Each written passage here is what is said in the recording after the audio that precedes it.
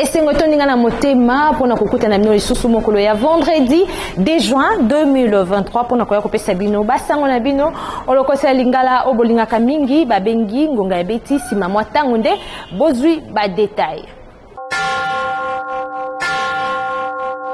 Toko fungola basango na bino na politique pona koesa bino ete Félix Antoine Tshisekedi Tshilombo o yazali bongo président de la République démocratique du Congo elongo na ba autorité nyonso ya mboka bazalaki na cérémonie munene na cité ya Union africaine elongo na procureur ya CPI Karim Khan wapi batiaki mokoloto pona ko renouveler coopération na oyo etali enquête pe poursuite na tina kotombola impact pe lutte contre ba crime o esala makabongo na est ya République démocratique du Congo bolanda ba détail na Yannick Moulengo.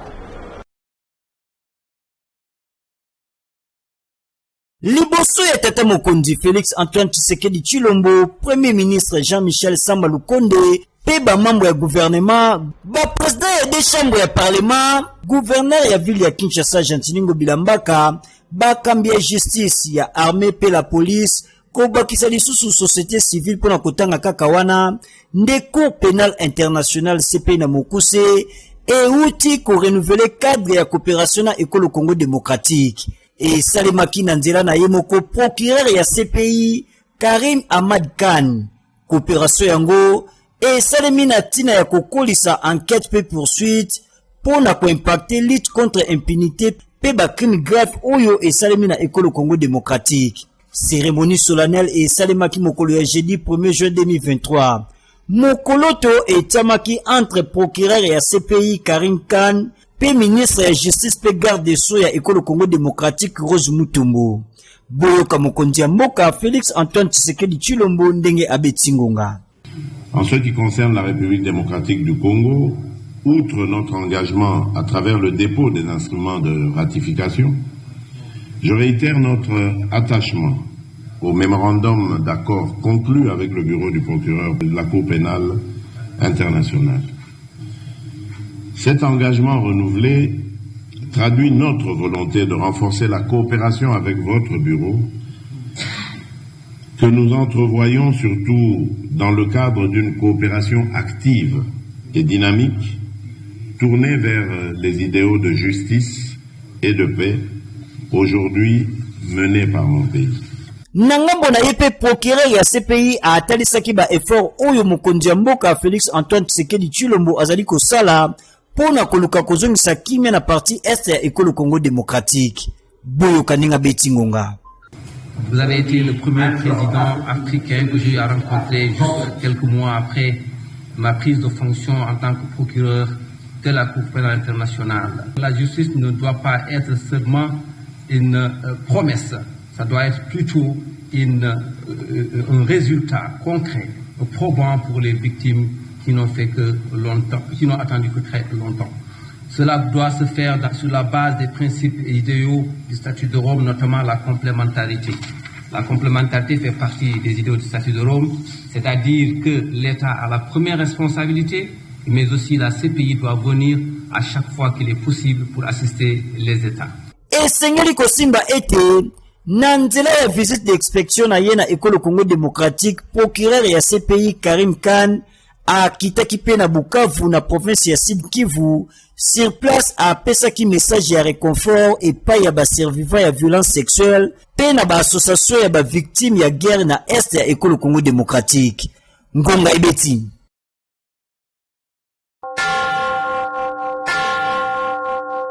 Ba député allemand bayaki et pas ya président de l'Assemblée nationale Christophe Mbosso Kodia mokolo ya vendredi 2 juin 2023 na palais du peuple tina visite yango ezaki bongo ko renforcer coopération entre République démocratique du Congo pe Allemagne bolanda. Reportage ya Irène Boulembi. Président Assemblée nationale Christophe Mbosso Kodia Ayambaki na audience vendredi 2 juin 2023, délégation ya 6 députés allemands au bayaki ko renforcer coopération parlementaire entre la République démocratique du Congo et école allemande. Na suka audience na bango chef ya délégation ya ba député allemand atalisaki au cours à échange oyo elongo na speaker ya chambre basse à parlement question ya kotala lolenge ya ko développer école au Congo démocratique pe ko visiter centrale hydroélectrique ya Inga pe ebele ya ba potentiel o ekoki ko développer coopération économique. Nabobimi na bango abetsaki ngonga boui. Nous sommes une délégation de la Parlement allemand, avec 6 députés qui sont là pour visiter la République DRC. Nous sommes tous de la Commission de coopération économique et développement. Et nous sommes très intéressés à améliorer les relations avec le DRC ici. Oui, on a déjà une relation avec le DRC Congo depuis longtemps. On a appuyé plusieurs projets, plusieurs secteurs, et on va continuer de faire ça. Oui, on a vraiment, franchement, condamné les agressions des Rwandais qui existent. Les M23, c'est aussi appuyé par le Rwanda. C'est pas normal, on peut pas tolérer ça. Comme ça, notre ministère des Affaires étrangères a déjà condamné aussi officiellement. Et aussi, on va faire des pressions à le gouvernement ou le président des Rwandais pour arrêter les agressions. Gonga Ebet.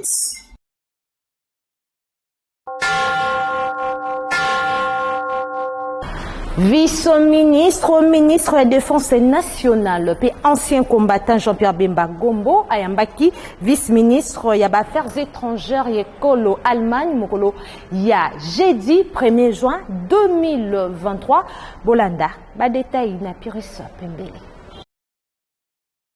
Simanaye kozala na mobembo na ekolo Chine elongo na tata mokonzi Félix Antoine Tshisekedi Tshilombo, vice-premier ministre, ministre de la Défense nationale pe ba ancien combattant, mwana mboka Jean-Pierre Bemba Gombo, ayambaki na ndako na ya mosala mokolo ya jeudi 1er juin 2023, ministre adjointe ya affaires étrangères ya ekolo Allemagne, madame Ketchakel. Elongo na ye basolola ki na oyetelingo situation ya agression ya ekolo Rwanda Nandela ya bana na ya ba M23 na este ya Congo démocratique. Gouvernement ya ekolo Allemagne Nandela ya madame Ketchakel est condamné influence ya Rwanda na mabele ya Congo démocratique. Boyoka ndenge ministre adjointe ya affaires étrangères allemande Abetsaki Ngonga na Bobiminaï. Je suis très content qu'on avait eu l'occasion de s'échanger parce que aujourd'hui, moi, je viens d'arriver de Luanda. Alors, on a parlé beaucoup de la situation de sécurité. Comme gouvernement allemand, on est solidaire avec le peuple congolais qui a souffert beaucoup des guerres des années passées et on est très intéressé de voir de la stabilité et un processus de paix pour votre pays. Alors c'était là-dessus l'échange, c'est ce qui va se passer à Luanda avec la médiation, le processus Luanda, mais aussi le processus à Nairobi. Et j'entends qu'il y a pour un espoir, pour un développement positif peut-être, mais quand même les choses sont compliquées. Mais on espère bien de soutenir les efforts de médiation de toutes les parties pour que le peuple congolais un jour pourra vivre en paix.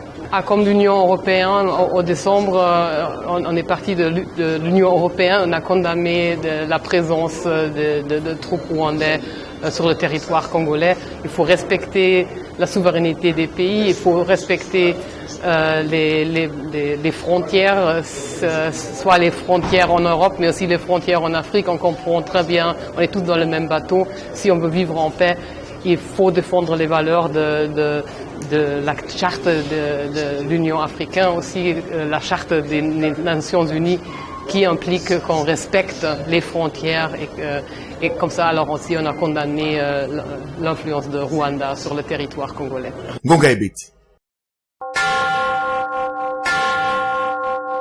Mandat ya ba force ya communauté ya Afrique de l'Est o esengelaki et si la na juin et kokendeti le 8 septembre ya année oyo boende ba état membre ba yokanaki mokolo ya mercredi 31 mai 2023 na sommet o esengisaki bango na Bujumbura capitale ya Burundi wapi République démocratique du Congo ezalaki représenté na ministre d'État ministre ya coopération régionale Boussa Niamusi Antipas.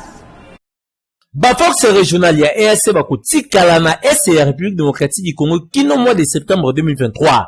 Yango nde ezomaki lokola mokano na ngambo ya bakambi ya communauté est africaine oyo basanganaki na 21e sommet mokolo ya mercredi 31 mai 2023 na Bujumbura capitale ya Burundi. Na yango sommet ebaki bongo ko saluer engagement ya président de la République Félix Antoine Tshisekedi Tshilombo oyo azali koluka kimia na partie est ekolo na ye. Ndenge communiqué final etalisaki yambo ete et précisé que ba chef d'état bazui mokano ya ko prolonger accord kolandisama stati ya ba force sofa na mokuse pour un nouveau mandat oyo ekokende kino le 8 septembre 2023. Bongo sommet ezoki engagement ya bikolo oyo bazali ba membre bayeba ko évaluer mandat yango kino le 15 juin. Yakoeba ezali ete République démocratique du Congo ebaki ko conditionner renouvellement oyo ya mandat ya EAC si ma ko évaluer yango pambate résultat sur terrain ezali komona na te. Kutu mikoleleki ministre ya affaires étrangères Christophe Lutundula alobaka yango ouvertement ke ba force ya EAC ba échoué makasi na mission na bango na parti est ya le Congo démocratique. Yakoeba lisusu ezali ete République démocratique du Congo ezalaki représenté na ministre d'État pe ministre intégration régionale totangi kombo mwana mboka Antipas Mbusa Nyamwisi. Ngonga ebeti.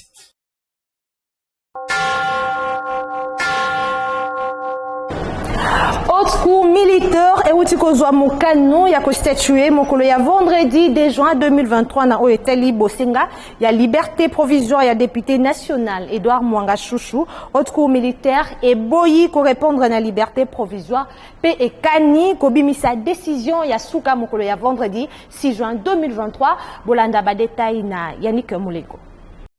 Ezelamaki mokolo ya vendredi 2 juin décision ya haute cour militaire na oyo etali bosenga ya liberté provisoire ya député national Edouard Mwanga Chouchou kasi haute cour militaire ezui mokano ya ko renvoyer to pe ko poussa affaire mokolo ya mardi 6 juin 2023 ekoya pona ko bimisa décision oyo ekozwa na oyo etali liberté provisoire oyo ezalaki sollicité na parti ya député Edouard Mwanga Chouchou. Cour etalisi ete note ya plaidoirie oyo ezalaki déposé epai ya bavocat conseil ya député Mwanga Chouchou ezalaki complète te. Na yango bakokaki te ko répondre na bosenga ya prévenu. Esengeli koyeba ete bavocat ya prévenu ba sollicitaki liberté provisoire pona état ya santé ya mabe ya client na bango oyo esengeli a répondre na ba rendez-vous médicaux. Esengeli kosimba ete député Edouard Mwanga Chouchou pe ko prévenu na ye bazali soupçonné kozala na ba relation na ba rebelle ya M23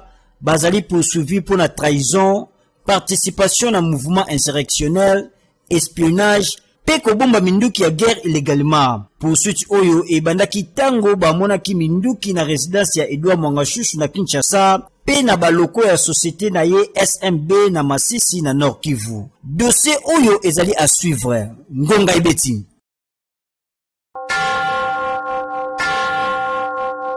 Bavoka ya conseil spécial ya Moïse Katumbi mwana mboka Salomon Escadela babetisi ngonga na kotalaka lolenge baboyi kopesa bango nzela po bamona client na bango oyo azali detenu na baloko ya Demiap oyo zo bongo na commune ya Kitambo bolanda bango bazali na micro ya Puris Pembele. Akangamaka mokolo ya mardi 30 mai 2023 na aéroport international ya Njili na bozongi na ye Lubumbashi na Okatanga elongo na mwana mboka Moïse Katumbi. Salomon Kalonda Escadela, conseiller spécial ya président national ya Ensemble pour la République, akumbamaki mbala moko na baloko ya service ya renseignement militaire de Miep na Bokuse na commune ya Kitambo. Bongo mokolo ya jeudi 1er juin 2023 ba avocat na ye ba lukaki kokutana na ye kasi ba pesaki bango nzela te.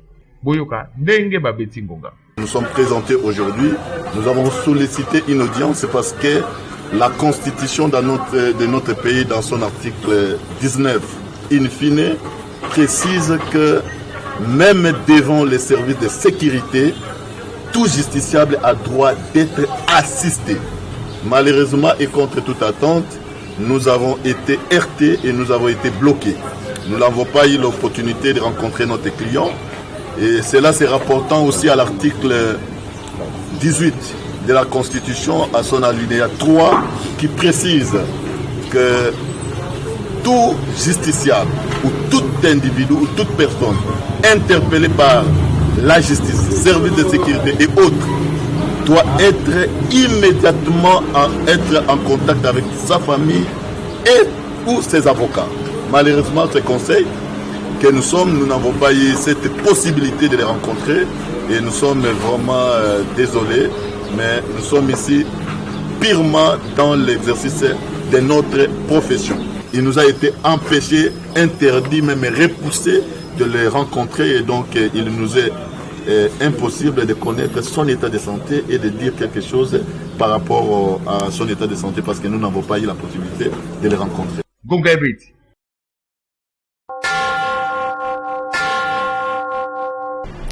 Mwanamboka Alexis Ketebi, président provincial ya mouvement populaire de la révolution impère na mokuse ya Kondo Marshal Mobutu a Betisi Ngonga kolandisa na anniversaire ya parti oyo ko salema mokolo ya dimanche 4 juin 2023 na Bandalunga bolandaye azali na micro ya Patrick Lusala Pepuris Pembele.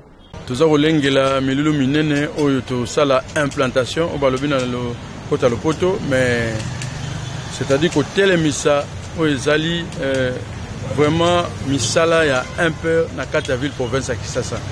Oyebi mikoleleki ngai moko nazwaki ngbende à travers autorité morale ya biso ya impère pour ya kokamba ville province ya Kisasa.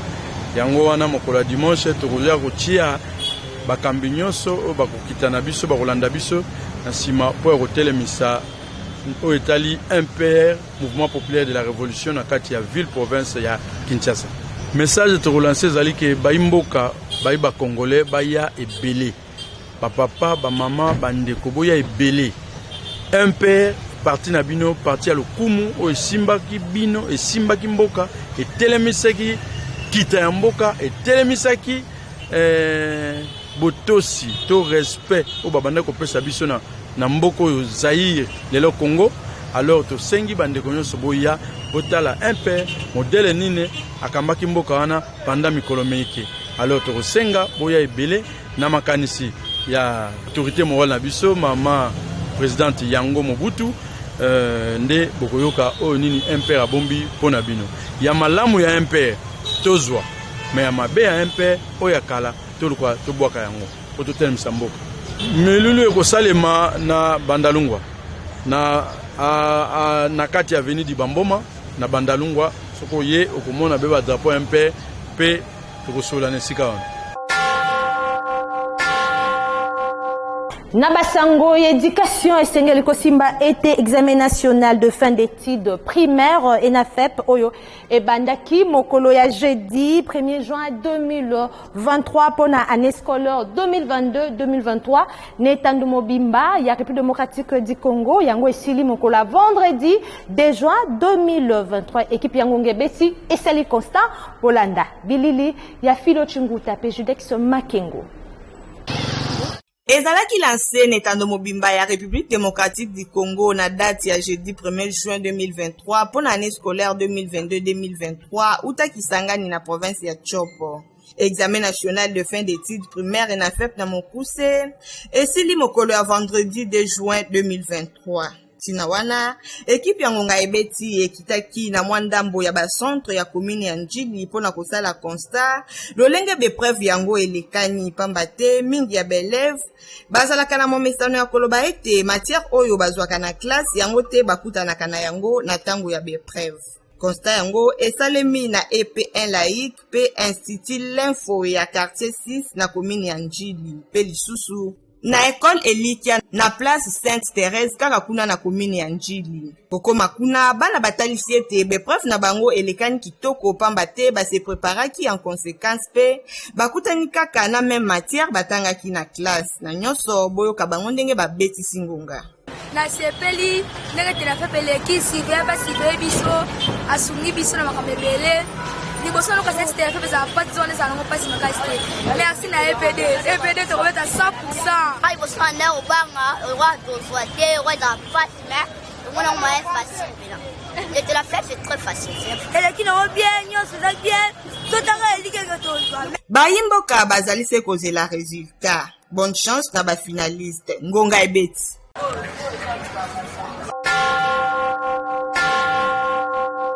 Société Somibo ya Monsieur Jamal est livrée dans l'État congolais 300 maisons préfabriquées sur 1000 maisons. Oyo ezaki prévu na ba officier ya camp colonel Tchatch nyonso oyo na cadre ya programme ya 100 jours ya Tata Mokonzi Félix Antoine Tshisekedi Tshilombo ya sanza ya mars 2019. Ba détail bokozwa mbala ya sima.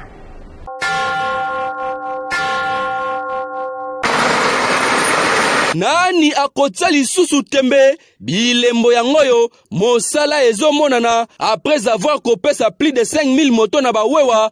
Président Ziko Mukanga, représentant ya ba motocycliste nyonso ya République démocratique du Congo, aye lisusu na opération Koma Kololo Pango oyo ezolakisa puissance pe serré ya président Ziko Mukanga. Batu ebelo bozali komona bayende kozwa mapango na bango bapesaki bambongo na bango bamoni bilembo yangoyo bandaku yango ezotongama bawenze pe yangoyo mosala nde ezosalama awa na $1300 ya pamba ozwi lopango na yo babengi yo kolo lopango. C'est pas nangana wala la pongi à l'aise. Nalia tena za à l'aise. Nzela ya motuka pe ezali nzela kitoko concession ani petense o bozali komona. Président Ziko Mukanga atie yango nde pona ba Congolais nyonso na mbongo mukie okomi kolo lopango ba aveni yango ezali aveni Ziko, aveni Ediko, aveni Lulwa, ba aveni eza ebele yo pesa kaka confiance na président Ziko Mukanga okozwa lopango na yo. Botali malamu lelo to tie déjà ba tracteur misatu oyo zo sala déjà musala awa na opération Koma Kolo Lopango na mbango ya muke concession ya liboso o to salaka na $1000 esili to bani na concession ya mibale $1300 na $1300 ko sala ne pono zo lopango oye na $300 o pesa lokola compte tango ko pesa $300 1000 ekotikala ozwi 1000 wana diviser yango par 12 obandi ko pesa muke okomi pekelo kolo lopango to yokane déjà na société ya ba américain. C'est-à-dire que d'ici un mois, bazoya kotonga 10 000 maisons, batongeli ondako, il y a 2 chambres à salon, na nyongo, obandi ko futa muke. Pona kokutana na président Ziko Mukanga, yo benga nanu numéro oyo, to peleka na avenue Victoire numéro 42 quartier Kauka, are Mabaya na commune ya Kalamu, okomona immeuble Efra, kota solola, yo pe babenga yo kolo lopango.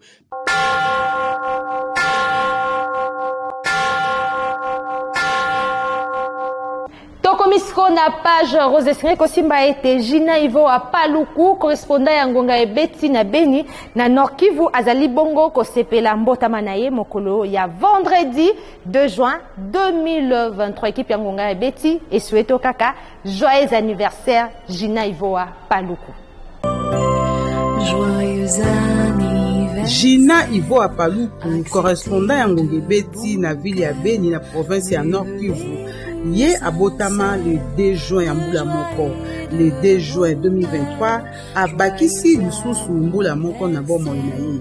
Talatina rédaction mobima ya ngonga ebeti elongo na libota na ye etombeli ye mbotama elamu. Mbotama elamu na yo lisusu Gina Ivo a Paluku wumela.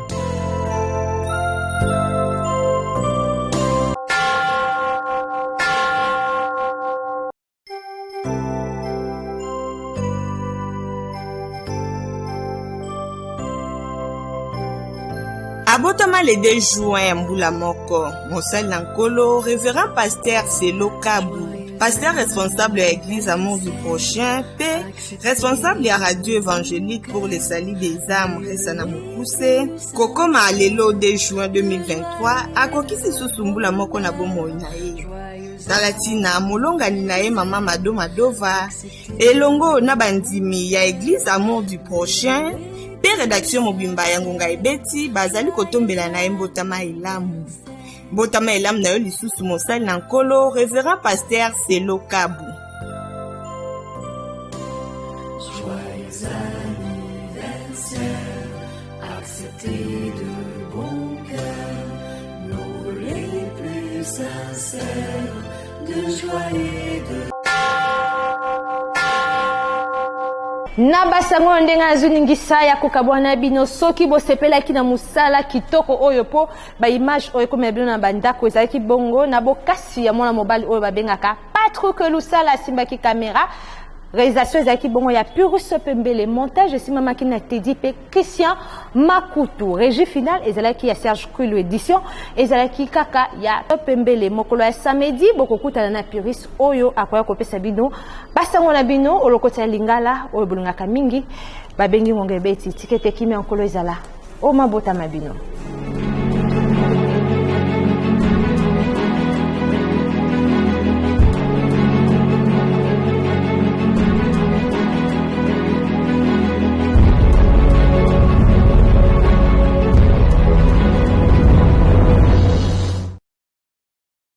Dr Richard Tamba pe libota na ye mobimba bazali na mawa ya koyebisa na baninga pe bayebani liwa ya yaya pe mwana na bango mama Perpétue Pemba Mwaka oyo azongisaki molimo epai ya Nkolo Nzambe mokolo ya jeudi 25 mai 2023 sima ya bokono ya ntango molai na hôpital général de référence de Kinshasa ex mama emo. Bongo programme ya matanga ezali boye mokolo ya jeudi 1er mai 2023 mokolo ya jeudi 1er juin 2023 nde levé du corps ekosalema na morgue ya hôpital général de référence ya Kinshasa ex mama emo pour na départ pour na ville ya Boma na Congo central. Bongo mokolo ya vendredi 2 juin 2023 nde veillée mortuaire ekosalema kaka kuna na Boma. Samedi 3 juin 2023 nde nzoto ya mowei ekokende bongo na Malita. Tika ete molimo ya mowei epema na kimia.